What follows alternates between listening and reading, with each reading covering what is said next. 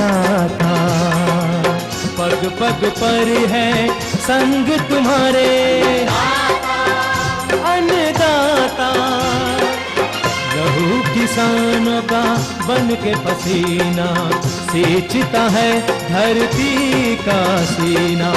मेहनत का तेरी हक दिलवाने, नई तकनीक नई खोज बताने। पशुधन को गुणवान बनाना, पौध सुरक्षा को सिखलाना, खेती के सब गुर समझाने, भारत का सरताज बनाने। आठों पहर है संग तुम्हारे अन्नदाता, अन्नदाता। नमस्कार, बहुत स्वागत है अन्नदाता में आप सभी का। मैं हूं आपके साथ शालिनी कपूर तिवारी। हर रोज की तरह एक बार फिर से हम कार्यक्रम में लेकर के आए हैं खेती बाड़ी से जुड़ी हुई बहुत सी लाभकारी जानकारियां। तो चलिए सबसे पहले देखते हैं कि आज के कार्यक्रम में क्या विशेष है। गुणवत्ता युक्त पैदावार प्राप्त करने हेतु स्पॉनिंग के बाद बटन मशरूम का देखरेख। देर में बोई जाने वाली गेहूं की उन्नत प्रजातियां और बुआई तकनीक।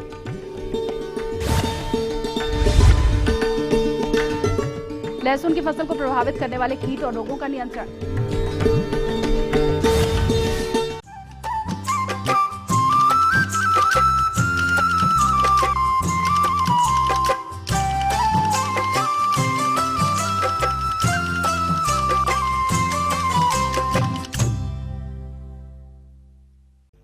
प्रदेश के जो किसान भाई बटन मशरूम उत्पादन से जुड़े हुए हैं और उन्होंने स्पॉनिंग का कार्य कर रखा है, तो वो गुणवत्ता युक्त पैदावार करने के लिए इस समय किस तरह से करें बटन मशरूम की देखरेख और प्रबंधन, इस विषय पर जानकारी के लिए आइए मिलते हैं गोविंद बल्लभ पंत कृषि और प्रौद्योगिक विश्वविद्यालय पंतनगर के डॉक्टर एस.के. मिश्रा से। देख रहे हैं ये mushroom research and training centre है पंतनगर का। यहाँ पर मशरूम का शोध, शिक्षण और प्रसार कार्य होता है मशरूम से संबंधित। मैं आपको आज यहाँ पर लगे हुए मशरूम के बारे में जानकारी देना चाहता हूँ। तो स्पॉनिंग के तुरंत बाद हमें ये देखना चाहिए कि कंपोस्ट में क्या स्पॉन पूरा फैल चुका है या नहीं। लगभग स्पॉन फैलने में लगभग 10 से 15 दिन का समय लग जाता है।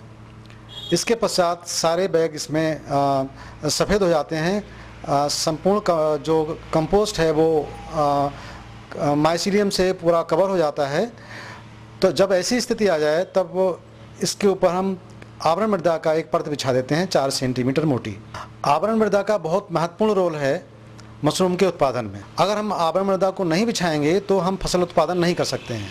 आवरण मृदा बिछाने के लिए बैगों का मुंह खोल लेते हैं, जैसे आप यहाँ देख रहे हैं।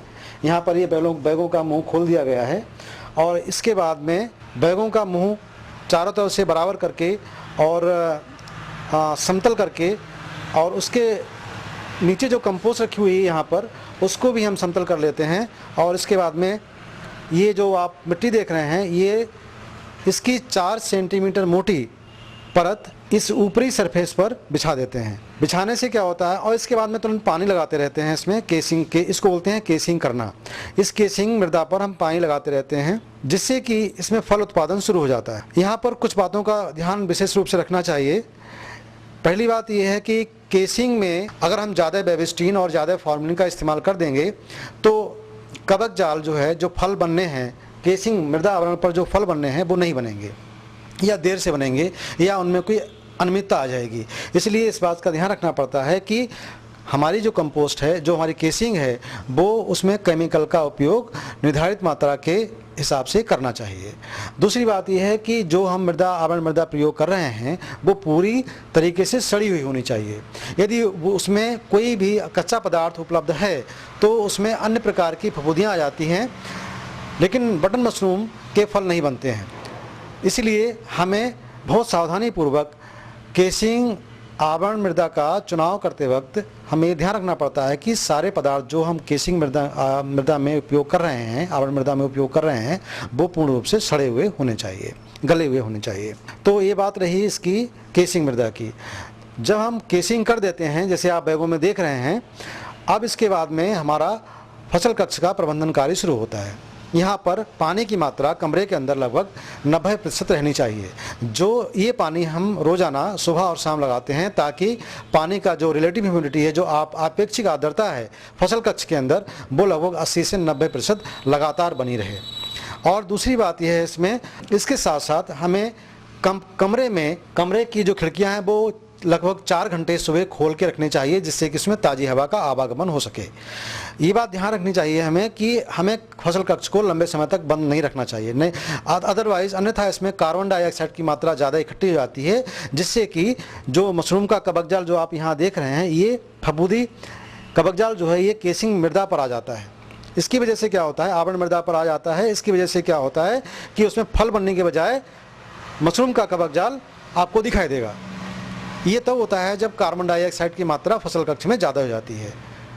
इसलिए हमें 4 घंटे प्रतिदिन फसल कक्ष के जो दरवाजे हैं उनको खोल के रखना चाहिए।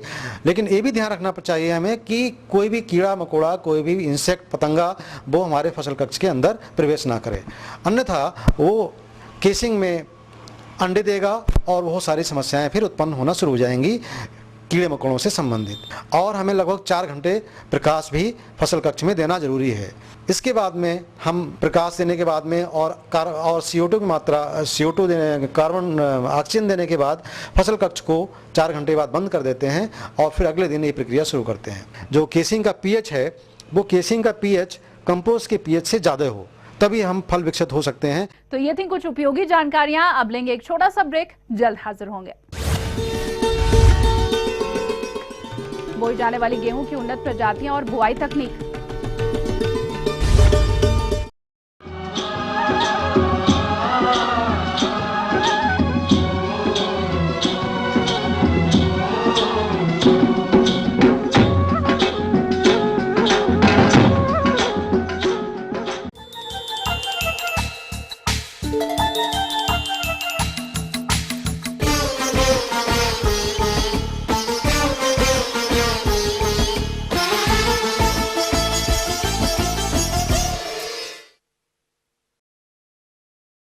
हमारे प्रदेश के बहुत से किसान भाइयों ने गेहूं की बुआई कर दी है, लेकिन कुछ किसान भाई किन्हीं कारणवश गेहूं की बुआई नहीं कर पाए हैं।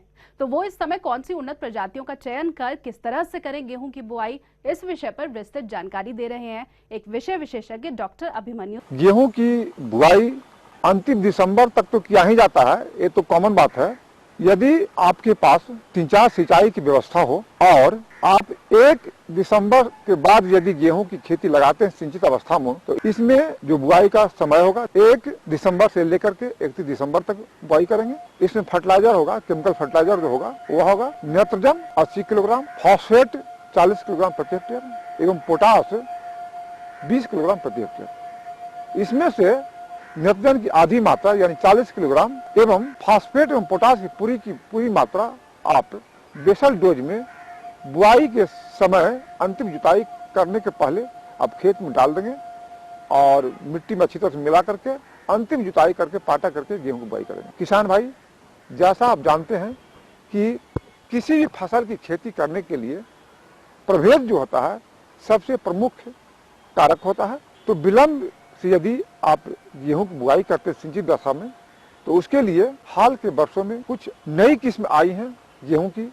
HI 1563, HD 2985, इसके अलावे NW 2036, DBW 14, HW 2045, PBW 373, PBW 226, PBW 524, ये सब उन्नत किस्म के गेहूं के प्रभेद हैं। इसकी उपज क्षमता 35 से 40 क्विंटल प्रति हेक्टेयर है। इसमें बीज की मात्रा होगी 150 किलोग्राम प्रति हेक्टेयर। यदि आप पंक्ति बुआई करते हैं तब बीज उपचार आप बेविस्टिन या बीटावैक्स से करेंगे। इस दवा का 2 ग्राम प्रति किलो बीज के हिसाब से आप बीज उपचार के रूप में प्रयोग करेंगे। इसमें पंक्ति से पंक्ति की दूरी होगी 18 सेंटीमीटर। यदि विलंब अवस्था में गेहूं की खेती करते हैं तो उसमें करीब 3 सिंचाई की आवश्यकता होती है। पहली सिंचाई जो करेंगे वह 20 से 25 दिनों के बाद। शेष जो 40 किलोग्राम नाइट्रोजन बच गया उसको आप पहली सिंचाई के बाद खड़ी फसल में उपरिवेशन करते हैं। दूसरी सिंचाई 40 से 45 दिनों के बाद और तीसरी सिंचाई 60 से 65 दिनों के बाद करेंगे। इसके अलावा किसान भाई, जैसा आप जानते हैं कि गेहूं में दो तरह के खरपतवार होते हैं, एक चौड़ी पत्ती वाली खरपतवार और एक सकरी पत्ती वाली खरपतवार। यदि आपके खेत में चौड़ी पत्ती वाली खरपतवार हो तो उसके लिए एक रसायन आता है 2,4-D। इस दवा का 1 किलोग्राम प्रति हेक्टेयर की दर से बुआई के करीब 25-30 दिनों बाद, यानी पहली सिंचाई के बाद जब खेत में पर्स आने लगे तो इसकी आपका छिड़काव कर सकते हैं, खड़ी फसल छिड़काव कर सकते हैं। यदि आपके खेत में सकरी पत्ती वाली खरपतवार हो तो इसके लिए ट्रिबोनिल 70% का 2 किलोग्राम प्रति हेक्टेयर की दर से 700 से 800 लीटर पानी में घोल करके बुआई के 25-30 दिन बाद बुआई कर सकते हैं। किसान भाई, ये तो बात हुई कि आप चौड़ी पत्ती वाली एवं सकरी पत्ती वाली खरपतवार का नियंत्रण कैसे करेंगे। आशा बहुत कम ही होता है कि किसी भी खेत में केवल सकरी पत्ती वाली खरपतवार हो या केवल चौड़ी पत्ती वाली खरपतवार हो। सामान्यतया खेत में दोनों तरह की खरपतवार होते हैं। यदि आपके खेत में भी दोनों तरह के खरपतवार हो तो इस हालात में अब आइसोगार्ड का 1.25 किलोग्राम प्रति हेक्टेयर की दर से 700 से 800 लीटर पानी में घोल करके बुआई के 25-30 दिन बाद छिड़काव करेंगे। गेहूं में मुख्य रूप से 3 बीमारियां बिहार में आती हैं। पहली बीमारी है लूज स्पॉट। इसमें बाली में दाना न बन करके उसके जगह पर कालिक नुमा बन जाता है। इसके नियंत्रण करने का बीजोपचार ही एकमात्र रासायनिक विधि है। बीजोपचार आप बेविस्टिन या बीटावैक्स से करेंगे। इस दवा का 2 ग्राम प्रति किलो बीज के हिसाब से आप बीजोपचार के रूप में प्रयोग करेंगे।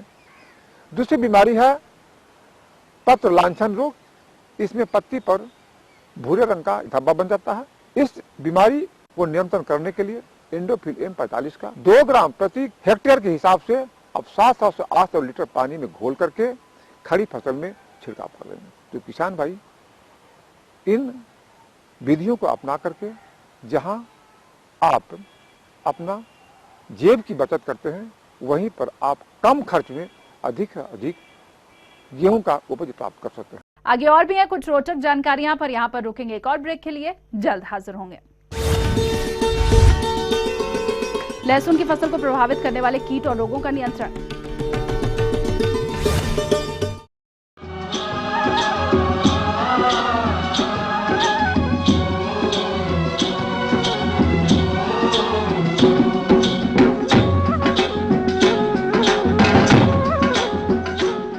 ब्रेक के बाद आप सभी दर्शकों का एक बार फिर से स्वागत है और चलिए अब रुख करते हैं अगली कड़ी की ओर।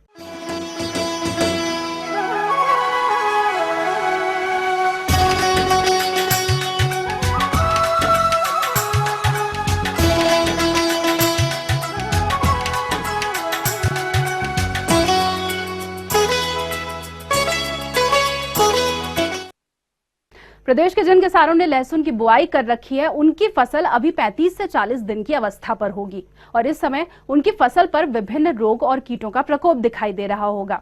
अतः इस फसल से अधिक उपज प्राप्त करने के लिए किस तरह से करें इन कीट और रोगों का नियंत्रण, इस विषय पर जानकारी दे रहे हैं एक वैज्ञानिक डॉक्टर मंजुल पांडे। लहसुन की फसल में जो मुख्य से रोग आते हैं, मैं उसके ऊपर थोड़ा सा प्रकाश डालना चाहता हूं। इस समय जो आपके लहसुन फसल में जो रोग आते हैं, वो एक आता है पर्पल ब्लॉच, बैगनी रंग का धब्बा। जब आपकी पत्तियां होती हैं, पत्तियों पे थोड़ा सा एक ब्राउन कलर का स्पॉट पड़ता है, धीरे धीरे वो आँख की तरह बढ़ता चला जाता है, जिससे कि पत्तियां पूरी डैमेज हो जाती हैं और उसमें फोटोसिंथेसिस क्रिया कम होती है और ये बड़ा तेजी से रोग फैलता है, जिससे पीलापन पहले बढ़ता है, फिर उसके बाद पूरी फसल। एक इसमें रोग आता है झुलसा रोग, वो भी लाइट की तरह है, तो उसका भी जैसे पत्तियां पीली पड़ना और उनके धब्बे पड़ते होंगे, जिसकी वजह से फोटोसिंथेसिस क्रिया उससे भी प्रभावित होती है। इसलिए झुलसा जो भी ब्लाइट होता है, उससे भी आप जो दवाएं रासायनिक हैं उनसे उपचार कर सकते हैं। तीसरा आपका आता है इसमें तना गलन रोग हो जाता है। जब चौपाई करते हैं तो डैम्पिंग हो जाती है, उसके अभी उपाय करना बहुत जरूरी है, जिससे आपकी आगे की जो फसल है उससे प्रभावित ना हो। फिर इसमें दो सबसे ज्यादा मुख्य कीट आता है, वो थ्रिप्स होता है। थ्रिप्स जब आता है, जो आपकी जो कोपिल्स होती है, जो बीच वाला भाग होता है, उसमें छोटे छोटे से सफेद रंग के अंडे होंगे। आप उनको लेंस से या किसी से देखेंगे और पत्तियां उखाड़ेंगे तो छोटे छोटे से आपको महीन से मच्छर टाइप के दिखाई देंगे। ये थ्रिप्स है और जैसे ये एडल्ट होता है तो ये पूरे आपकी फसल को बर्बाद कर देता है, क्योंकि फिर जगह जगह वो बीच में जो भाग होता है, पोपल होता है, जो आप बीच वाला भाग सेंटर होता है, उसमें अंडे दे देती है, तो जिससे वो पूरे आपके लीफ के चारों तरफ कवर हो जाता है और उसका रस चूसना प्रारंभ कर देता है। और रस जब चूस लेता है तो पत्तियों में फोटोसिंथेसिस क्रिया नहीं होती है, कंद में जो भोजन जाना चाहिए था वो कंद में भोजन नहीं जाता है, और वो आपका जो फसल का उत्पादन होता है और वजन होता है वो कम हो जाता है। तो थ्रिप्स के लिए भी आपको जो थ्रिप्स के लिए जो रासायनिक के साथ साथ कुछ जैविक उपाय बताए जाएंगे, आप उसको ध्यान रखिए और उनको आप करिए, और उससे आपको फसल अच्छा उत्पादन मिलेगा। तो जब अगर कोई लहसुन में रोग आता है, जैसे बैंगनी रोग या झुलसा रोग या तना गलन की समस्या आती है, उसके लिए एक आता मार्केट में आता है आपका एक कॉपर ऑक्सीक्लोराइड। आप 2 ग्राम 1 लीटर पानी में मिलाकर उसका छिड़काव कर दे सकते हैं। साथ में उसमें चिपको जरूर डालिए, जिसकी वजह से, क्योंकि पत्तियां इसकी चिकनी होती हैं, जब आप दवा का छिड़काव करते हैं तो वो जब चिपको डालेंगे तो पत्तियों पे वो चिपक जाएगा और उसका रिएक्शन जो टाइम होगा वो बढ़ जाएगा। या विभिन्न प्रकार के जो कंपनियां हैं वो आजकल एक प्रोडक्ट बना रही है कार्बाबेंडाजिम और मैनकोजेब का, तो आप उसको प्रोडक्ट ले सकते हैं जिसमें कार्बाबेंडाजिम 18% और मैनकोजेब 63% का आता है। आप उसका 2 ग्राम 1 लीटर पानी में लेके आप उसका छिड़काव कर सकते हैं। तो इस प्रकार से आपके रोग जो भी होगा वो आपका तुरंत कंट्रोल हो जाएगा। अगर इसमें आपको थ्रिप्स की प्रॉब्लम होती है तो थ्रिप्स के लिए एक ब्लू कलर का मैजिक स्टिकी टेप आता है।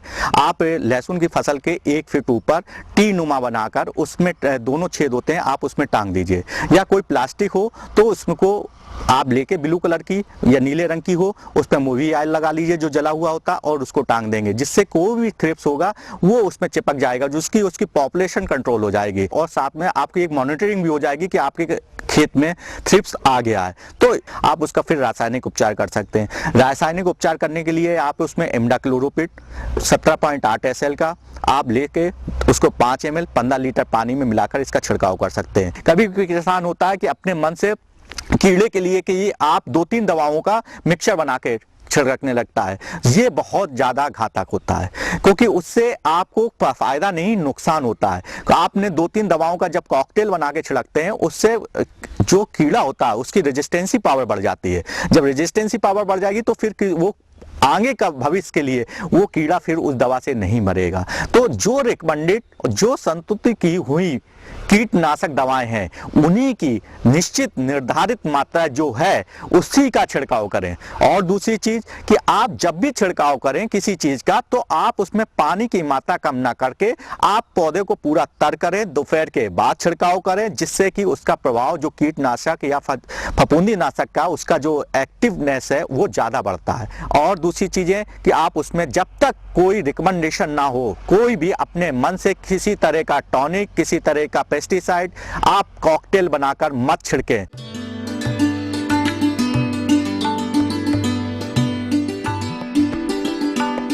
अन्नदाता हेल्पलाइन निशुल्क फोन संपर्क सेवा के माध्यम से आपके द्वारा पूछी गई समस्याओं में से एक या फिर 2 महत्वपूर्ण समस्याओं को हम अपने कार्यक्रम में शामिल करते हैं, और इसी के तहत आज की चयनित समस्या और उसका जवाब इस प्रकार है।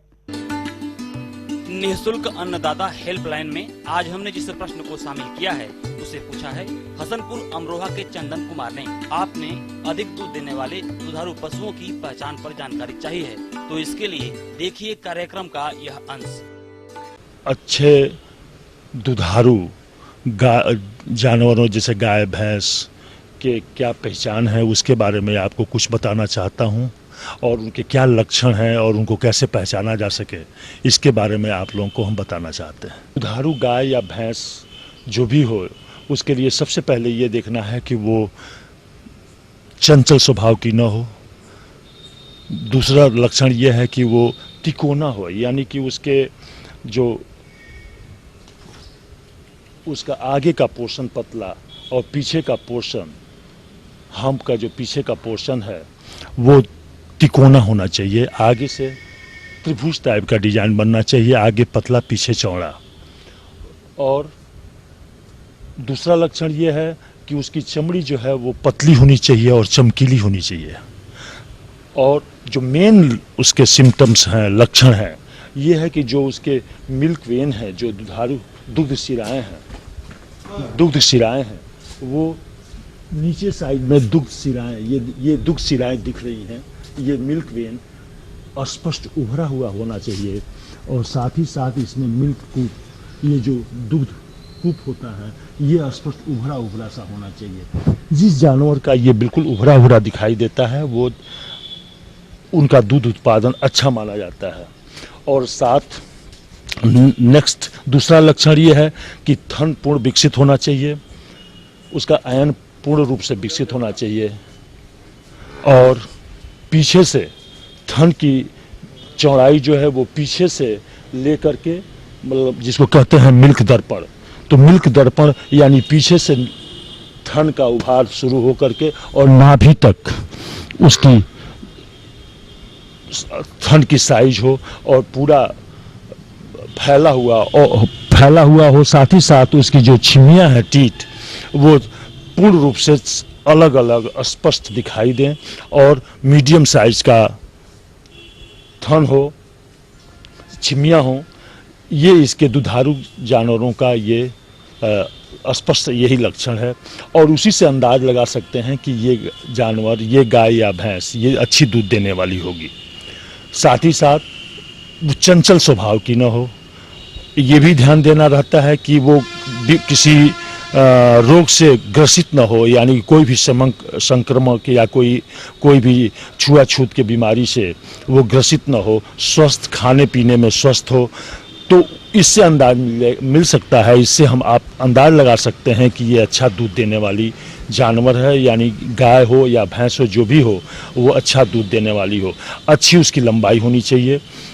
ये इसके मेन लक्षण हैं। साथ ही साथ चंचल स्वभाव का कहने का मतलब ये है कि दूध दूहते समय वो उछल कूद न करे या थन को छूने में कोई समस्या न पैदा करे, इस तरह का स्वभाव उसका नहीं होना चाहिए। तो ये दुधारू पक्ष जानवर का ये लक्षण है और इसी से हम उसको आइडेंटिफाई कर सकते हैं। इस चीज़ का भी ध्यान रखना चाहिए कि हम ऐसे ही जानवर को सेलेक्ट करें या चयन करें जो कि लोकल ब्रीड की हो, लोकल ब्रीड के द्वारा क्रॉस हो, यानी कि संकर नस्ल की हो। हम 50% से यानी 50% से ऊपर के जानवर को अगर संकर से ज़्यादा है, 50% से ज़्यादा अगर वो उसमें एग्जोटिक ब्लड है या विदेशी नस्ल है तो वो हमारे यहाँ के वातावरण में एडजस्ट करने में प्रॉब्लम होगा, जिसके वजह से उसको रख रखाव में तमाम तरह की समस्याएं आएंगी जो हमारे यहाँ एडजस्ट नहीं कर पाएंगी। तो हम हमेशा इस तरह के जानवर को रखना पसंद करें जो कि हमारे यहाँ के वातावरण में आसानी से एडजस्ट हो सके। और उसका एक और फायदा है कि अगर हमारे यहाँ के लोकल मादा जानवर से जो बच्चा पैदा होगा यानी 50% के अंदर का होगा तो उससे दूध का उत्पादन भी ठीक रहेगा, साथ में हमारे यहाँ के वातावरण में एडजस्ट करने की क्षमता भी होगी और साथ ही उसमें रोग रोधिता यानी रोग होने की संभावना कम होगी, जैसे कि थनैला वगैरह तमाम तरह के रोग हैं जो कि जितने ही प्योर ब्लड शुद्ध नस्ल के यानी कि विदेशी नस्ल की अगर जानवर है तो उनमें इस तरह के रोग होने की संभावना ज़्यादा होती है। और हमारा भारत सरकार का ये पॉलिसी भी है, हमारे जो भारतीय पशु वैज्ञानिक जो थे उन लोगों ने इस चीज़ को रिकमेंड भी किया कि 50% से ज़्यादा ब्लड वाले गाय को अपने देसी जानवरों से पैदा करके 50% से ज़्यादा वाले जानवरों को रखने पर उसमें तमाम तरह के डिजीज़ या रोग होने की संभावना बढ़ जाती है। तो हम हमेशा जिस एरिया में जो लोकल ब्रीड है उसी को आर्टिफिशियल कृत्रिम गर्भाधान के द्वारा हम गर्भित करा के उन्हीं के द्वारा पैदा किया हुआ बच्चे को ही अगर पालन पोषण करें तो हमारे यहाँ उनकी प्रोडक्टिविटी या हमारे यहाँ उनका माने प्रबंधकीय व्यवस्था अच्छे ढंग से हो सकता है। जो मैंने अभी आपको बताया इन सब बातों को विशेष ध्यान में रखते हुए ही चयन करें और साथ ही साथ उसमें देखें कि कोई भी गाय या भैंस जो है उसका दूध उत्पादन कम से कम 10 से 12 लीटर से ऊपर ही हो। क्योंकि जो अगर इससे कम का अगर उत्पादन वाली जानवर आप रखेंगे तो उनको खिलाने पिलाने के लिए आप खिलाने पिलाने में आपको ज़्यादा आहार भी देना पड़ेगा, उनको जीवन निर्वाह राशन, उत्पादन राशन, तमाम तरह के राशन देने होंगे और उसकी उत्पादन क्षमता ही कम है तो वो दूध का उत्पादन भी कम करेगी। इसी कड़ी में जिस दूसरे प्रश्न को शामिल किया गया है उसे पूछा है कानपुर के संतवीर ठाकुर ने। आपने अमरूद की तुड़ाई के समय बरती जाने वाली सावधानियां एवं बाद के प्रबंधनों पर जानकारी चाहिए है, तो इसके लिए देखिए कार्यक्रम का यह अंश। यहाँ पर हम अमरूद के बाग के ऊपर चर्चा कर रहे हैं। मैं आपको बताना चाहूँगा किसान भाइयों कि तुड़ाई का अभी मौसम चल रहा है, सीजन चल रहा है, तो तुड़ाई के समय किसान भाइयों आजकल बाज़ार में मांग थोड़ी सी बदल गई है। हमने पहले देखा था कि जो अमरूद होते थे वो बिल्कुल बिना डंठल के आते थे। आजकल अंतर्राष्ट्रीय बाज़ार में और राष्ट्रीय बाज़ारों में और मंडियों में मांग जो आती है उसमें अमरूद के साथ 2 पत्ती अगर लगी हुई होती है तो उससे अपन अच्छा मानते हैं। जैसे मैं आपको दिखाना चाहता हूँ कि जैसे ये अगर आप इस अमरूद को अगर आप यूँ तोड़ेंगे तो इसमें कोई डंठल नहीं आया, इसके कारण इसकी बाज़ार में जो कीमत है वो अच्छी नहीं आएगी और इसमें देखने में पता भी नहीं लगेगा कि ये कितना बड़ा है, कितना पुराना है। अगर एक सेकेटर की सहायता से अगर अपन इसको तोड़ें तो इसमें आजकल ये चलन है कि इसके ऊपर की ये 2 पत्ती अगर रहती है तो इससे बाज़ार में इस पर ध्यान जाता है कि ये जो फल है ये फ्रेश है और ताज़ा है, तो इससे इसकी गुणवत्ता में फ़र्क पड़ता है और में जो इसकी कीमत मिलती है मंडी में बाज़ार में वो आम फल से थोड़ी सी अधिक मिलती है। किसान भाई अपन अपने उत्पाद को सीधे मंडी में भी बेच सकते हैं और अगर अपन अधिक लाभ कमाना चाहते हैं तो उसमें मूल्य संवर्धन करके उसके विभिन्न प्रकार के उत्पाद बनाकर अगर हम बेचते हैं तो हमें बाज़ार में अधिक मुनाफा प्राप्त होता है, क्योंकि जब हम फसल बेचते हैं तो सभी बगीचों में एक साथ फलन होता है, बाज़ार में माल एक साथ आता है, मंडी में माल एक साथ आता है, उसके कारण हमें उपज की जो हमें मूल्य है वो कम मिलता है। अगर हम इस उपज को उसका मूल्य संवर्धन करके उसमें वैल्यू एडिशन करके उसका रूप बदल कर स्टोर कर लें और वक्त उसके मांग आने पर उसको बेचें तो हम हमारे बाग के जो उपज हमको प्राप्त हुई है उससे अधिक लाभ कमा सकते हैं। जैसे कि अमरूद के बहुत सारे उत्पाद बन सकते हैं। अमरूद के आप जेली बना सकते हैं, अमरूद का आप जैम बना सकते हैं, अमरूद का RTS बना सकते हैं, अमरूद का जूस बना सकते हैं। अमरूद के और भी कई विभिन्न पदार्थ है, जैसे कि आप इसको अमरूद का उपयोग मिक्स्ड फ्रूट के जैम बनाने में होता है। जिन फलों में पेक्टिन की मात्रा कम होती है उन फलों का अगर हमें जैम बनाना हो तो हम अमरूद को उसमें मिलाकर उसका मिक्स फ्रूट का जैम बना सकते हैं, क्योंकि अमरूद में पेक्टिन की मात्रा अधिक होती है। इस प्रकार हम उसका मूल्य संवर्धन करके उसका रूप बदलकर और अमरूद के रूप में बेचने के बजाय अगर हम उसके उत्पाद बनाकर बेचेंगे तो हम अधिक लाभ कमा सकते हैं। हम ये उम्मीद करते हैं कि आज का कार्यक्रम आप सभी दर्शकों के लिए उपयोगी रहा होगा। किसान भाइयों, अन्नदाता आपकी सेवा के लिए संकल्परत है। कृषि संबंधित समस्या और सुझावों के लिए आप हमें इस पते पर संपर्क कर सकते हैं।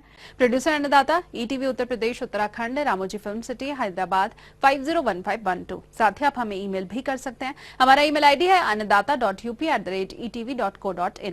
इसके अलावा आप हमें निःशुल्क हेल्पलाइन नंबर 180010084599 पर सोमवार से शनिवार सुबह 10 से शाम 4 बजे के बीच संपर्क कर सकते हैं। और आइए अब देखते हैं कल दिखाए जाने वाले कार्यक्रम की मुख्य झलकियां। वर्ष भर मशरूम उत्पादन के लिए खटीमा के आदिवासी महिलाओं को मिलने वाली आर्थिक सहायता। अदरक की खुदाई के समय अपनाए जाने वाली तकनीकियां। तो फिलहाल अन्नदाता की पूरी टीम को दीजिए इजाजत। कल फिर से इसी समय आपसे मुलाकात होगी कृषि संबंधित कुछ और महत्वपूर्ण जानकारियों के साथ। नमस्कार।